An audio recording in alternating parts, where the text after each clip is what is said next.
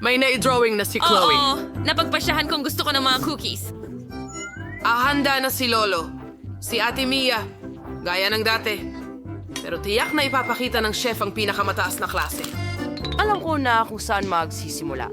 Una, kailangan mong igulong ang masarap na manipis na masa na ito. Perpektong hugis at kapal. Ngayon ay kailangan na lang gupitin ang mga kinakailangang hugis. Magkakaroon ako ng hugis cookie tulad ng nais ni Little Chloe. Tapos na. Maaaring itiklop muli ang mga hulma at ngayon dahan-dahan, maingat na ilagay ang mga tabla sa baking sheet. Ngayon, maaari ko na itong dalhin sa oven para maghurno. Suriin ng maigi ang temperatura ng oven at tapos na ang mga cookies. Ngayon ay handa na sila. Masarap na cookies para sa iyong atensyon. At ano ang nagawa mo? Hinati ko ang masa sa pantay na bahagi. Gusto kong gumawa ng cookies na may Skittles. Oh, salamat, Lolo. Inilalagay namin ang mga candy sa masa. Oh, napakaganda na ng kulay ngayon. Astig. Ngayon ay maaari ko nang ihalo ang lahat ng masa at igulong ito. Ganyan lang. Oh, mahirap ito. Pero ngayon kailangan ko ng bilog na hugis. Oh, hindi. Oh, naipit ako.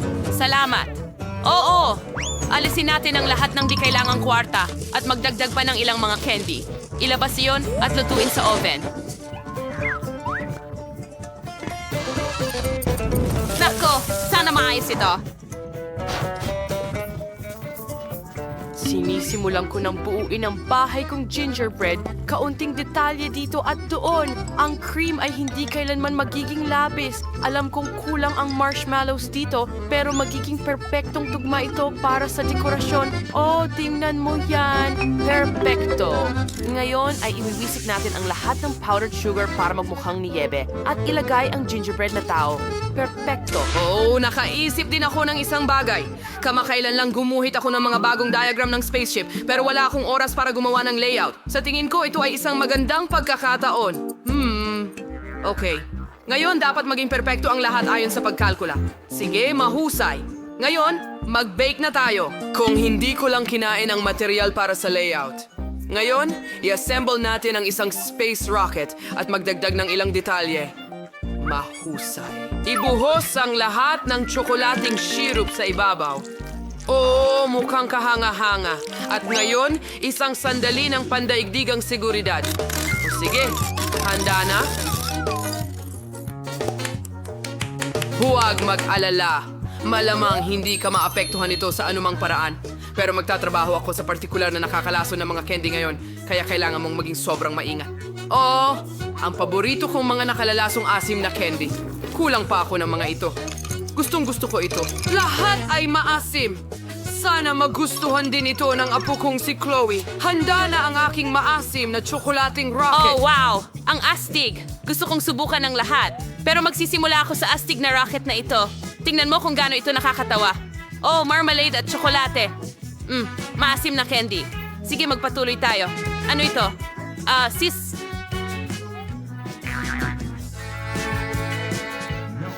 Ina, hindi ito nagtrabaho ng ganon. Pero ano ang inihanda ng chef? Oh, isang cookie na parang sa aking drawing. Ang gingerbread man ay napakasarap. Ngayon kainin natin ang bahay. Napakasarap nito. Ang bahay na may maliit na tao mula sa chef ang panalo. Oh, akin ang tagumpay. Alam ko na ako ang pinakamahusay.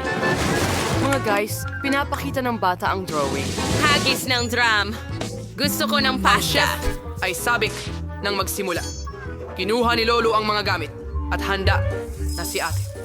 Sige, simula na. Kailangan ilagay ang pasta sa isang tasa. Buhos ang tubig at magdagdag ng kaunting pulbos ng keso. Oh, wow. Oo, kaunti lang. Pero magdadagdag pa tayo. Kahit ang lahat ay posible gamit ang keso na ito. Napakasarap. Giniling ko ito sa gilingan at inilagay sa noodles. Ipadala natin ang keso at pasta bomb sa microwave. At ngayon kailangan na lang nating panoorin at maglaway sa natunaw na keso. Handa na. Wow, ang bango. Handa na ako. Lola, ihanda mo ang sayo. Oo. Ito ay isang sobrang kahanga-hangang ideya. Sige, ngayon ay lalagyan natin ng Skittles ang bawat isa sa aking mga kahon. Pagkatapos natin ilagay ang tubo sa loob at sipsipin ang likido mula sa mga plaskang ito papunta sa kanila. Ayos! Palamigin ito. Kahanga-hanga. Naisip ko ang ideya na gumawa ng spaghetti na may lasa ng Skittles. Ngayon, ilalagay ko ang lahat sa plato. Ibuhos ang maasim na candy at jam. Perpekto! Handa na ako. At handa na si Mia. Handa ka na ba, Chef? Okay, sisimulan ko na agad. Sa eksperimento ng pasta, tiyak na magugutom ang bata. Kailangan kong gumawa ng pinakamahusay na pasta sa buhay ko. Ibuhos ang kumukulong tubig sa repolyo at lutuin. Magaling. Binigyan na ng kulay ng repolyo, kaya hindi na natin ito kailangan. Isawsaw ang spaghetti sa loob. Lutuin at ilagay sa plato. Wow! Palamutihan ng mga herbs, lemon at kaunting keso. Magaling. Subukan natin kay Chloe. Tara na! Wow! Ang dami talagang masarap na bagay dito. Gusto kong magsimula sa pasta na ito. Nandito ang paborito kong keso. Oh, ang cheesy. Tingnan mo kung paano ito humahatak. Ang sarap, Mia. Ang galing mo. Ano ito? Lemon? Siguro pipigain ko na lang to sa pasta. Wow, ang ganda. Kailangan ko agad subukan ito. Lasa itong repolyo. Nakakadiri. Ugh. Oh, ano ito? Ang kakaiba. Hindi. Nakakadiri iyon. Napakatamis.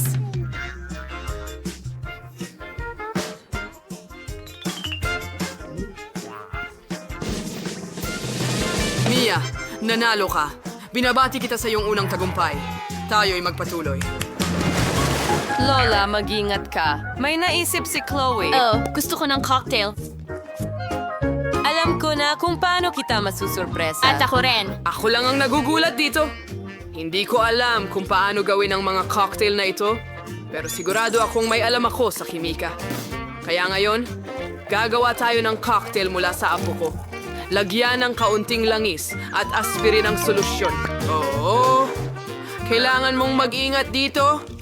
Pakiramdam ko parang medyo salamangkero ako. Handa na ang aking cocktail.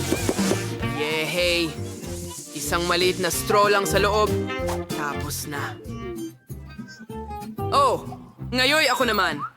Isawsaw ang baso sa syrup. Pagkatapos sa makukulay na sprinkles, magaling. Magdagdag ng kaunting strawberry syrup at yelo sa loob. Ang sarap at malamig. Sige, ngayon kailangan natin magbuhos ng kaunting juice. Sa totoo lang, Fanta, ang kaunting maasim na candy ay hindi nakakasama. At syempre, maasim na jam. Dekorasyon na ng mga lollipop ang lahat. At tapos na ako.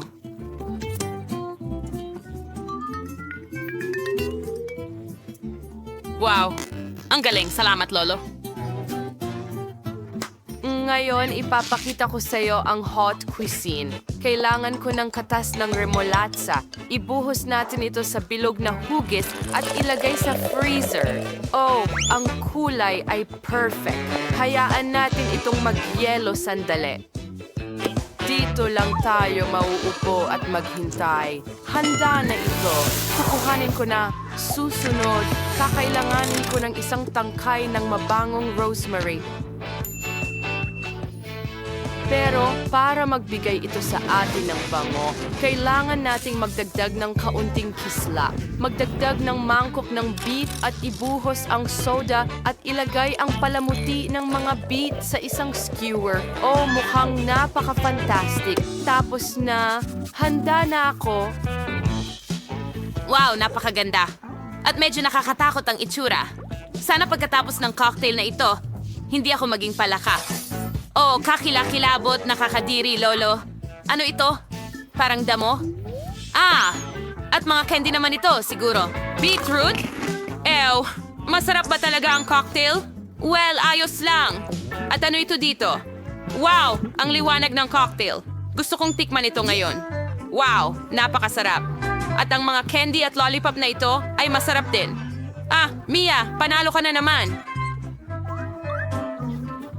Yehey! Ano? Seryoso? Panalo ulit ako? Huray! Ano ang gusto ni Baby Chloe para sa round na ito? Ipakita ang iyong ginawa. Gusto ko ng salad. Sa tingin ko, kakayanin ng lahat. at makapaglilingkod ng pinakamasarap na mga salad sa mundo. Magsimula na tayo. Isang kamanghamanghang ideya ang dumating sa akin. Ngayon, tayo na mismo ang magtatanim ng ating salad. Kailangan ko lang ng ilang buto at tubig. Ang pinakamahirap na bagay ay maghintay. Sige. Anong ginagawa mo, Lolo? Perpekto! Mahusay akong hardinero, hindi ba? Sige, ngayon puputol ako ng sariwang litsugas. Perpekto! Ilagay natin ito sa plato at magdagdag ng kaunting baget. Gusto kong gumawa ng totoong larawan ng salad, kaya idaragdag ko ang paborito kong mga beans. Magkakaroon ng bulkan at dito magkakaroon ng ilang dinosaur. Oh, tingnan mo, parang nasa ibang siglo tayo. Hooray, ngayon maaari na akong magsimula. Ngayon maghihiwa tayo ng masarap na gulay para sa salad at hindi natin kakalimutan ang mga karot. Pero hindi mo akalain na gagawa ako ng sobrang sarap na vegetable salad, di ba? Gusto ko rin gumawa ng obra maestra tulad ng ginagawa ng chef. Gusto kong gumawa ng salad para sa aso. Tingnan mo kung gaano ka-cute. Kundi ko na may pinakamahusay dito. Huway ng avocado, babayuhin natin ang butas sa loob gamit ang kutsara at hiwain ito ng piraso. Sunod, ilalagay natin ang pipino sa ilalim ng kutsilyo. Tutuparin nito ang tunay na tungkulin bilang pipino at ito ay kakainin.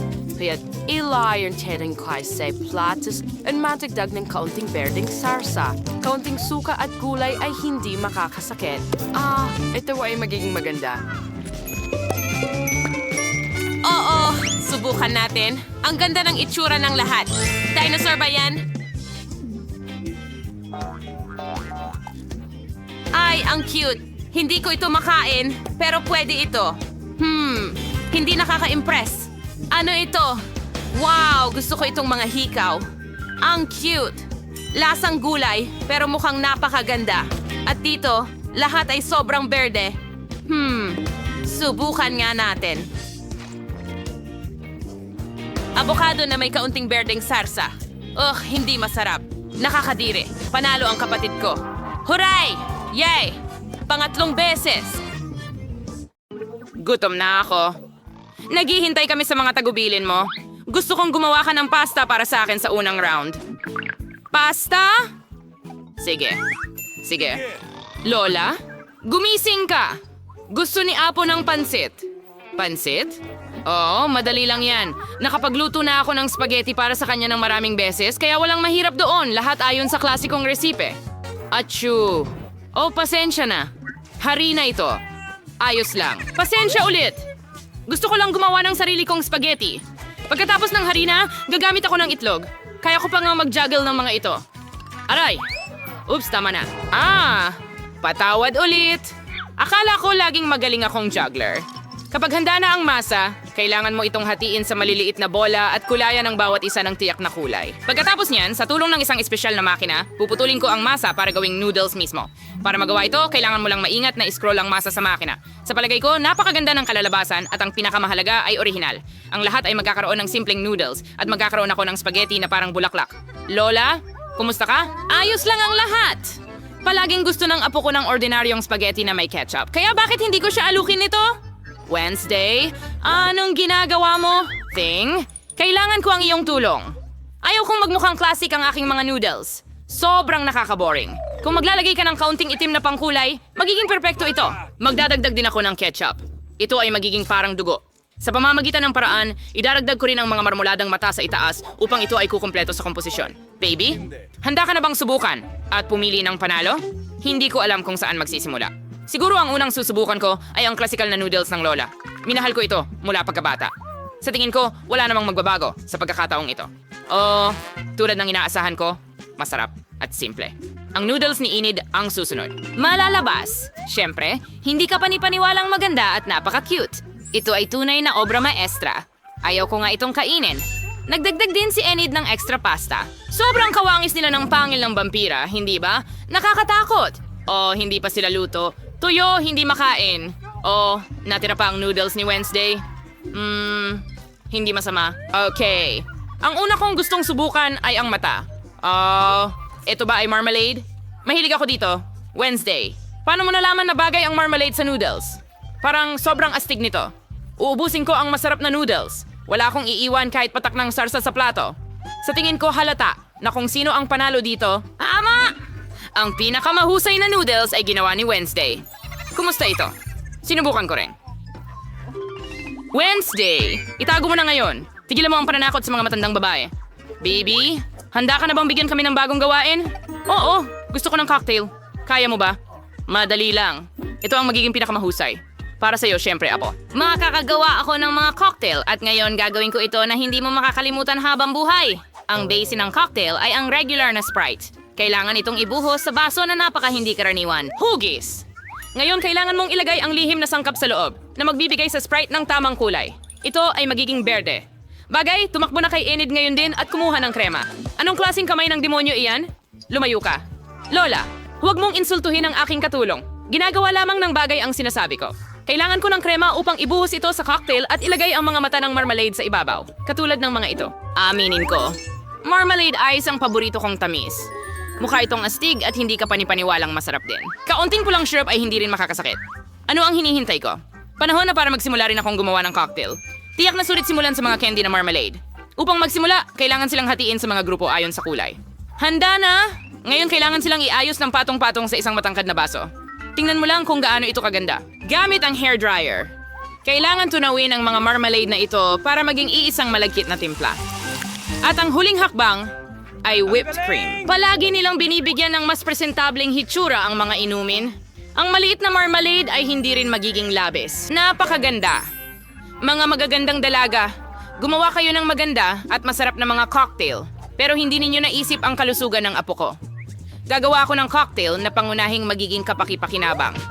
Ito ay binubuo ng iba't ibang gulay na ilalagay ko sa blender na ito. At mas marami ito, mas mabuti. Ang kailangan lang gawin ay ihalo lahat at tapos na. Anong amoy? Pangit. Oh, tama yon. Arana! Magugustuhan ng apo ko ang pag-aalala ko para sa kanyang kalusugan. Tama ba yon? Panahon na para pumili ng panalo. Sa itsura, lahat ng cocktails ay magaganda. Ang cocktail ni Lola ang mukhang pinakapangkaraniwan. Kaya simulan natin ito. Ayoko! Sana mas masarap ito. O kakilakilabot. Hindi ko ito gusto, Lola. Ang susunod ay ang cocktail ni Enid. Mukhang mas masarap. Gustong-gusto ko ang whipped cream at napakarami nito dito. Hindi ko na kailangang inumin ang cocktail mo. Kailangan itong kainin gamit ang kutsara. Ang sarap. Tapos na ang cream. Ngayon ang tubo. Kakaiba, bakit napakalapot ng cocktail? Imposibleng inumin ito. Paano ko ibibigay ang panalo sa isang cocktail na hindi ko pa natitikman? Tiyak na palalampasin ito. Miyerkules, aasahan ko. Susubukan ko agad ito. Sa wakas, masarap. Gustong-gusto kong inumin ang cocktail na ito ng regular dahil talagang masarap. Hindi ko talaga kayang huminto. At whipped cream sa ibabaw. At sino ang nagwagi? Well, malinaw na ngayon si Wednesday. Gumawa siya ng napaka-cool na cocktail. Congratulations! Apo, ano ang gagawin natin sa round na ito? Lola, napakasimple. Gumawa ng salad para sa akin. Gusto ko ng magaan. Lettuce! Sige, ganyan na lang.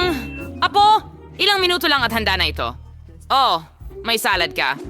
Kakapitas ko lang ng mga dahon para sa salad na ito. Ano yan mo ito din mang-imbatsin ng salad.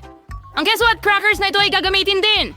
Mukhang alam ko rin ang resipe para sa Caesars, syempre. At huwag kalimutan ang mga kamatis. Sila ang magiging dekorasyon ng salad at ng lasa nito. At ito ay... handa na. Most inisip ko kung paano gawing hindi lang masarap, kundi pati na rin maganda ang salad. Babalik ako sa tema ng mga bulaklak at gagawa ng maliliit pero napaka-cute na bulaklak mula sa mga gulay. Magkakaroon din ako ng angkop na molds. Sa palagay ko, ito ay magandang ideya dahil mukhang totoong bouquet. At ito rin ay masarap na salad. Anong mga bulaklak? Nakakabagot. May kulang sa salad na madilim. Kahit ilang dahon ng basil halimbawa. Tuwang-tuwa ako sa bungo na ito. Kaya ito rin ang ilalagay sa plato. Dito ko ididikit ang ibang mga sangkap. Keso at ham. Ngayon, kailangan nating ibuhos ang ketchup sa buong bagay at ihain ito ng dalawang mata. Ang bungo ay nagsisimulang magmukhang mas kapanapanabik. Anong katakot-takot? Kung nakita ko ito sa ilaw sa gabi, mahuhulog ako sa takot. Okay, baby, subukan natin. Huray, sa wakas masarap na pagkain. Miyerkules, ano ang niluto mo sa pagkakataong ito? Oh, anong katakot-takot? Hindi pa ako nakakakita ng ganong kakilakilabot na mga salad. Oh, hindi ko ito makain kasi nakakatakot. Tingnan natin kung paano ako sorpresahin ng lola ko. Ang kanyang salad ay talagang kahawig ng Cesar. Ito ang salad na handa akong kainin kahit kailan. Ayokong tumigil. Gusto kong ubusin agad ang plato. Narito ang katotohanan sa masarap at malusog. Magiging di ka panipaniwalang malakas na ako ngayon. Pero bago iyon, susubukan ko ang mga bulaklak mula kay Enid. No, puro gulay lang to, hindi masarap. Pero talagang gusto ko ang salad ni Lola. Binabati kita. Lola, huwag mo akong istorbohin. Handa na ang bata na magbigay ng gawain. Gusto ko ng donut para sa panghimagas. Magkakaroon ka ng donut. Gusto ko rin ng mga ito. Kaya ko rin itong lutuin. Naiisip ko kung gaano kabagot at katahimik ang magiging mga donut. Bakit nga ba? Sa pangkalahatan, ang mahalaga ay masarap sila. Hindi naman nila titingnan ng mga donut. Gagawa ako ng isang bagay na maliwanag muli. Mas malinaw, ang bawat isa sa aking mga donut ay magkakaroon ng sariling kulay. Karaniwan, gusto ng mga tao ang ganitong pamamaraan. Ay, ano yon? Huwag mong hawakan ako. Huwag mo akong isturbuhin sa pagluluto. Halos handa na ang mga donut ko. Natapos na ang bahagi ng trabaho. Panahon na para magdekorasyon. Siyempre, saan ba pupunta na walang syrup na dugo? Ay, ang totoo po lang syrup. Pero hindi iyon lahat. Sa tulong ng puting syrup, magdidisenyo ako ng mga sapot. Parang galing talaga ito sa cobweb ng gagamba.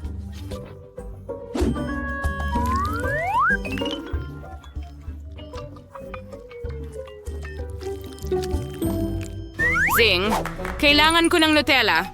Dalhin mo sa akin.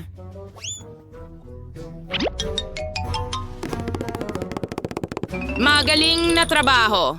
Hindi ko magagawa ito nang walang iyong tulong.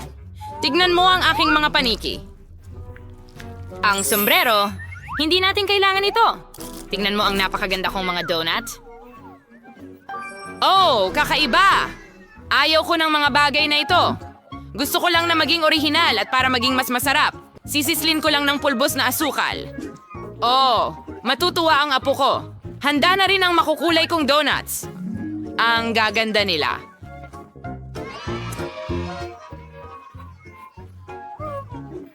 Maaari ka pang gumawa ng mga litrato kasama ang mga ito. Astig, di ba? Pero hindi lang iyon. Sa mga donut na ito, perpekto na kasama ang sprinkles. Pero kailangan kong buksan ang garapon. Oops, may napatak sa bibig ko. Ang saya. Oh, baby, oras mo na para subukan. Oh, interesante. Oh, may ginawa na namang nakakatakot si Wednesday. Oh, pero mukhang masarap sila.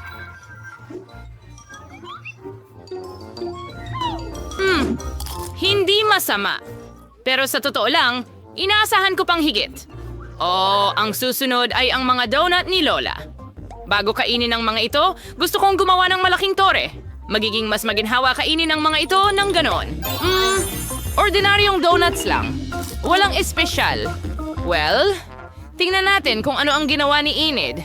Wow! Ang kanyang mga donut ang pinakamalapit sa mga iginuhit ko? Oh, sobrang sarap na parang hindi totoo. Enid, kitang-kita, ikaw ang panalo.